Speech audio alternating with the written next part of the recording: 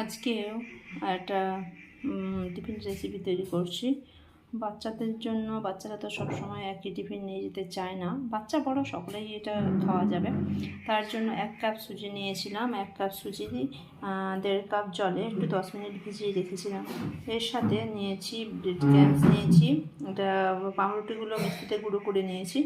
আর এখানে নিয়েছি সেদ্ধ করা আলু, কাঁচা লঙ্কা কুচি, এখানে হচ্ছে চিলি ফ্লেক্স দিয়েছি, নুন, হলুদ, এখানে ভাজা মশলা, কাশ্মীরি লঙ্কার গুঁড়ো দিয়েছি, আর এখানে 2 রকমের নুন দিয়েছি, আলু সেদ্ধ আছে, গোটা জিরে আছে। এগুলো সব ভালো করে মেখে নেব।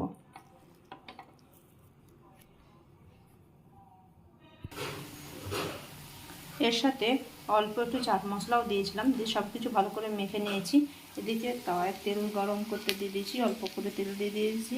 এগুলো টিকিয়ার মতো করে গুঁড়ে নিয়েছি। এরপরে এগুলো কম আঁচে 2 পিঠটা লাল করে ভেজে তুলে নিতে হবে। 2 পিঠটা লাল করে ভাজা হয়ে গেছে, এবার এগুলো উঠিয়ে নেব। ভিডিওটা দেখার জন্য ধন্যবাদ।